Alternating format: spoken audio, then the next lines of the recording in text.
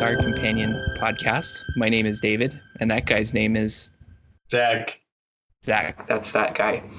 And we are we're the Star Trek #1 Star Trek podcast. Maybe not on the boards yet, but definitely in our own hearts. In our hearts and yours. That's right. And if you haven't listened to us before, we're trekking through every episode of the Star Trek franchise by Stardate, one episode at a time.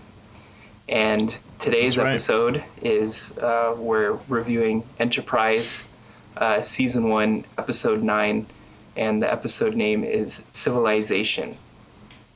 Yeah, Stardate 731215.1. Fandom synopsis. During a morning briefing detailing possible phenomena for Enterprise NX-01 to visit, T'Pol mentions two stellar phenomena nearby. Mildly impressed, Archer asks her to continue. Tucker chimes in to mention an M-class planet on their course with 500 million life signs. Excited, Archer takes Enterprise into orbit around the planet.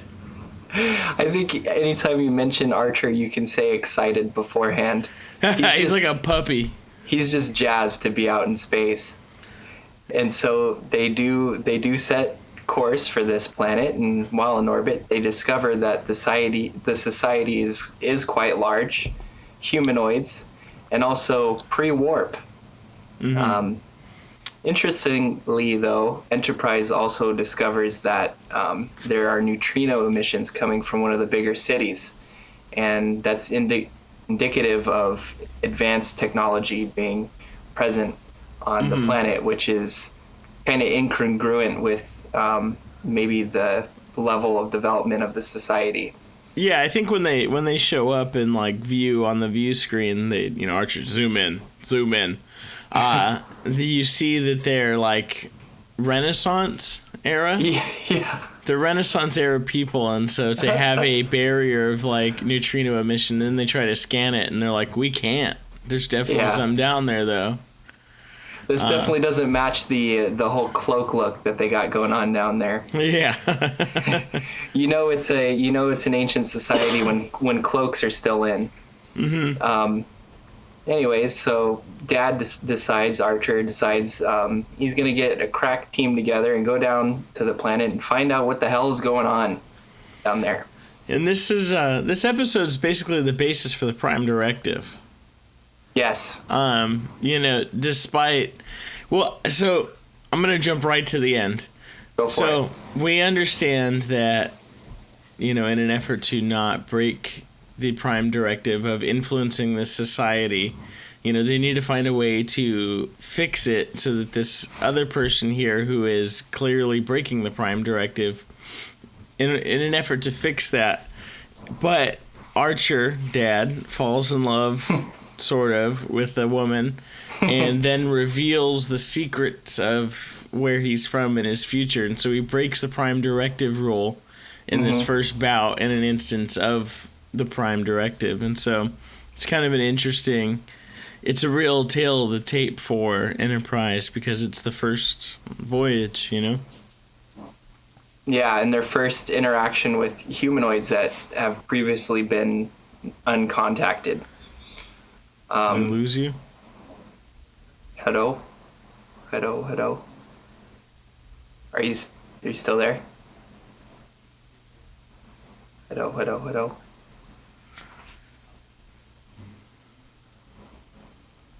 What happened? Yeah. It's picking up. Is it picking me up? There we go. Talk. Hello? Can you hear me? I can hear you now. Oh, okay. Can you not see me? I'm getting a poor connection notice. So we'll definitely use your recording. Okay. It's working better now. Let's give it, and we're fixed. Let's give it another clap for midway. Okay. 1, 2. The floor is yours. Okay, so we had some minor technical difficulties there. Zach and I are recording in two different places, which is why we do the whole Skype session. Do you remember where we left off? No? Yes. Is it still bad? Concerned look. Yes. Oh, okay. It fixed itself. You tell your dad to get off the porn. My connection seems fine. I'm sure it's mine. It's very windy. Oh, that's right, yeah. Continue. So Can you see me? Can you hear me? Yeah, I can see and hear you. You're good. Okay. Should we give it one more clap? Yes. 1, Okay. 2. Okay. Apologies for that. We had some technical difficulties. Zach and I record at two different places. We're long distance lovers, friends, things of that nature. One galaxy to another. That's right. Zach's in the Delta Quadrant. I'm in the Gamma. Anyways, so where did we last leave off? So they get down to the planet, and they find that the neutrino emissions are coming from a shop in the middle of the city, and it's a curio shop, which I didn't know what a curio shop was prior to this episode. But basically, it's a shop of curiosities. Oh! A la Harry Potter. There you go. Yeah, a la maybe, that shop that Harry Potter goes into in Harry Potter. In Diagon Alley, with weird mirrors and closets and things like that. This guy's got trinkets and masks and things. Anyways, they find out that Garos, the guy who owns the shop, he's actually not native to the planet. He's a Malurian. Yeah, they tricorder his ass, and he's definitely not the same as the other people. Yeah, he's different. And he confesses that he's operating a large-scale fabricator, which produces food and water, he says, allegedly. It turns out to be a lie, of course. Motherfucker. Yeah, you can't trust those Malurians. I'm telling you, those Malurians. This is actually the first appearance of the Malurians, and I think the first of two appearances in the entire canon. They're actually from the original series. Huh. Yeah. Did you know that? No, it's not even in my little continuity. Oh, I thought you would know that. This guy. I Holy did my shit. research for once. Good lord. Yeah, no, I don't have that. I mean, I've got a continuity-wise that T'Pol makes a reference to a first contact protocol. Shows the first time chronologically when a chief medical officer performs a cosmetic procedure. Yeah. And the episode contains the first reference to Tellarites and Enterprise, who would later become a big part of the show. Right. And of course, T'Pol has to hide her Vulcan ears. Yeah, that's it. That's all I got continuity-wise. That's pretty interesting. Yeah. So take that for what it's worth. So basically, long story short, they find out he's lying. It's not a fabricator he has going on in his shop of curiosities. It's actually a mining facility, and they're mining something called, where is it here? It's called veridium. It's an isotope of the mineral called veridium. And a byproduct of the mining process is a chemical called tetracyanate 622, and it's highly toxic and it's water soluble. And again, long story short, they end up teleporting some of the mining equipment into space, disabling a Malurian ship that shows up. Oh yeah, that's right. Yeah. And they save the day. They teleport a cure down to the surface, and Archer says, "Hey, we'll watch over you," and he gets back on his steed and clip clops back into the galaxy. Of for more course. fun and frivolity. Of course. Fun episode. There's Yeah. a lot of trust going on with the love interest there. Definitely. I'm actually from space, baby. So this is an episode that was filmed actually on 9/11. Really? Yeah, and Wow. it's also one of the more fisticuff versions of an episode with Bakula. Mm-hmm. A lot of fist fighting. We're That's letting right. Dad get out there and Shoot guns. punch his space liberals. He's shooting guns. He's romancing women. He's on every level. Mm-hmm.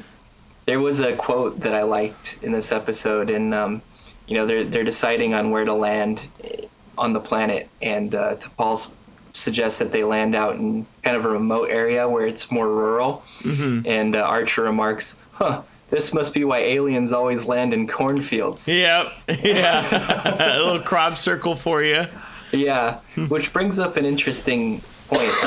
I was listening to Michio Kaku talk about aliens one day. He's a physicist. Futurist. Yep. Yeah, that guy. And he was talking about the most likely place that aliens would land and leave like clues for us to find them. And he was saying that the most likely place for aliens to land would be on the moon, actually, because basically we wouldn't be interesting enough until we colonized the moon and basically became a planetary society and started colonizing the other planets and moons and subplanets in our solar system. Yeah. And that's when things would get interesting. And that kind of makes sense because that's basically what happens in Star Trek. We develop warp technology, and all of a sudden there the Vulcans are ready to help out. I just connected the dots on that one. I thought it was an interesting, small little comment, but interesting implications. I think that's a great anecdote. I mean, I forget the civilization scale, but you have to be interplanetary to be of any use on a galactic scale.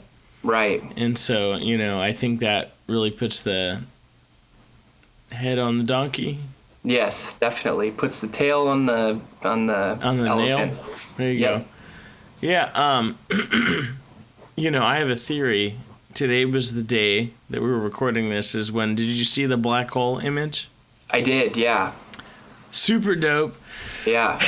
I was hoping you'd bring that up. I maintain that in order for warp drive to be a thing in our time, we must harness black holes. Yeah. Because black holes warp time and space. And so there's got to be some sort of way that we can take that and use it. And so actually seeing what a black hole looks like in the world, in the galaxy is pretty fucking monumental. That's interesting that you mentioned that, because to link it back to Michio Kaku again, in the same, so basically what I was referencing earlier, I heard him talking about all this in an interview. And he also talked about space travel in the interview.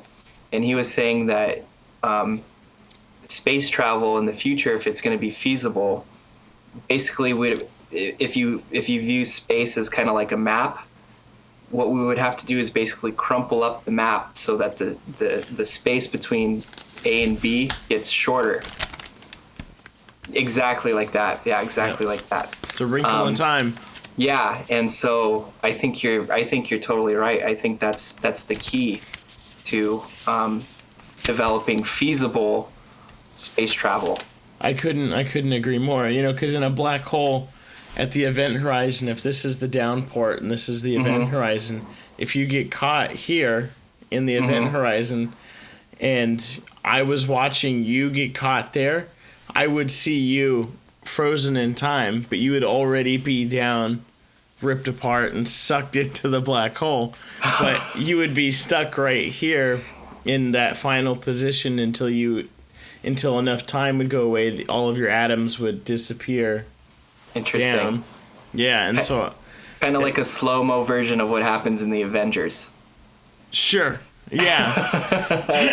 Or everybody just kind of trickles away. Or when the ships in Star Trek hit warp and it shoots off, and then you see that image sort of go like that. You get that trail. Right. It's kind of like the inverse of the black hole and the event horizon. Interesting. I have a feeling they were up on their science. Yeah. Either they happened on it or they knew it, but... Well, if that's the case, then, imagine if we have, tiny black holes inside of spaceships, right? Mm-hmm. And then we get into space battles, it would almost be... It would be like a risk to try and blow up our ships, because if you blow up our ship, it would just create a giant black hole and everybody would just get sucked in. Yeah. So, kind of reminds me of nuclear power a little bit, how there's an inherent risk in having it, because if it melts down or if it blows up, it's catastrophic. And, maybe that is the case. I don't know. Yeah, at the Large Hadron Collider, they're now testing creating mini black holes. And some people in the science community are like, what? Yeah. You can't do that? Because, the logarithmic scale or whatever is if you have a black hole this big, it would definitely envelop my block. Right. You know what I mean? Yeah. And so... Well, I've heard I think probably it was even Michio Kaku in the same interview again, talking about the collider, and he said that actually black holes do exist, like tiny, microscopic black holes already exist, and that's basically what they're trying to recreate. But all it would take is an oopsie, and all of a sudden, our planet fragments into just an infinite amount of tiny little particles, and we're all dead. Yeah, whatever. But maybe that is preferable. Who knows? I have a standing order. I don't know if I've actually told you this, but I have a standing order that if I'm terminal, and we have the capability, I want to get shot at a black hole. Yeah. That's how I want to go if I have a way to go. I want to know, man. I need to know what the fuck is down there. Yeah. Who knows? Yeah. I'm sure I'll get ripped apart in some fucking gruesome, horrific accident, but I'll be 80 and have a GoPro in my head, and it'll definitely be worth it. A GoPro? Live streaming back, Yeah. That's really funny. On the topic of theories as well. So, one of the things that happens in this episode is basically there's an illness, there's an epidemic that's spread throughout this little area because of the tetracyanate being pumped into the water. And, these people have little blisters and things on their face, right? What if, and this is just me theorizing, what if back in the day, how syphilis and the Black Plague was really big? Back in the 1500s and all that shit. I feel like I know where you're going. Yeah, what if that was the cause of aliens, bro? And what if we never really cured it? What if they just left because they harvested all the viridium ore out of our planet? I think they'd be back. Yeah, definitely. I think that's pretty good. Maybe I think if you could map the building of Stonehenge or the pyramids to the same time. Yeah. I'm all the way there. Okay. I had a feeling you'd be in on it. I'm definitely in on it. But okay, so, in this episode, they give the apothecary, Rian, whatever her name is, they give her the cure, right, for this illness. And so supposedly, or just as a thought experiment, let's say after the Enterprise leaves, she comes out and says, "Hey, I have this cure," right? And she becomes a great, hero in her civilization's midst. Sure, yeah. She's like the inventor of the Blue Cross or the inventor of the Red Cross. But what if it's? I mean, it's like we have kind of those myths here. Like the guy who invented, who found penicillin on some bread mold. Yeah. What if he really got that technology from the aliens? He never really cured anything because the aliens went away. Mm-hmm. Yeah. It's all bullshit. Yeah, this is a good thought experiment. So bullshit.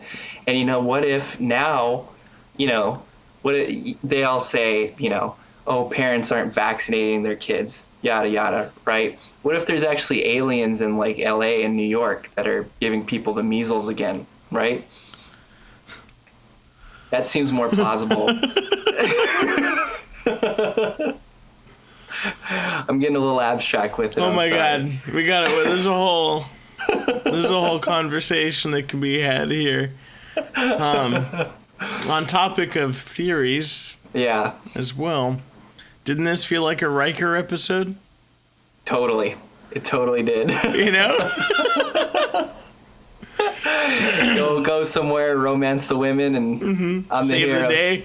Yep. See you guys. Fucking Riker. Yeah. But yeah, I this was a good episode through and through. Yeah, tangents aside, this was a really good episode. I liked it a lot. Solid plot line. Fun to watch. Mm-hmm. And I don't know. I mean, like things like where T'Pol plays captain in the ship. Like she's one hell of a captain. She really is. And it was a classic alien abduction story.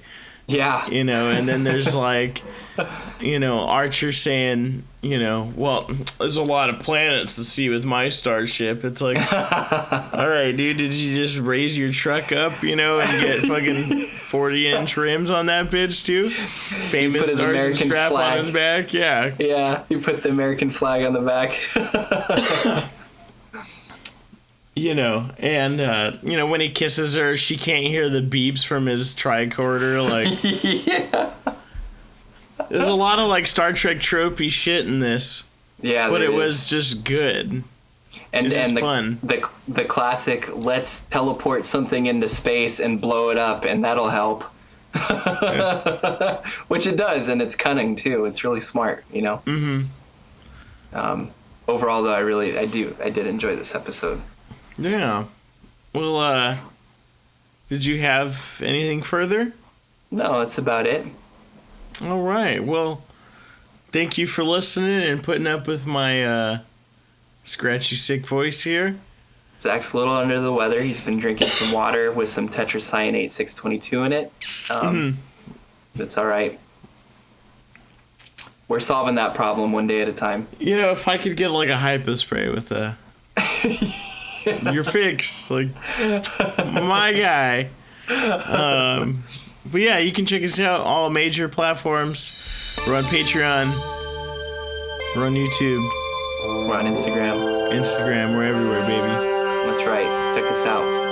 And search the Star Companion. Take care of yourself.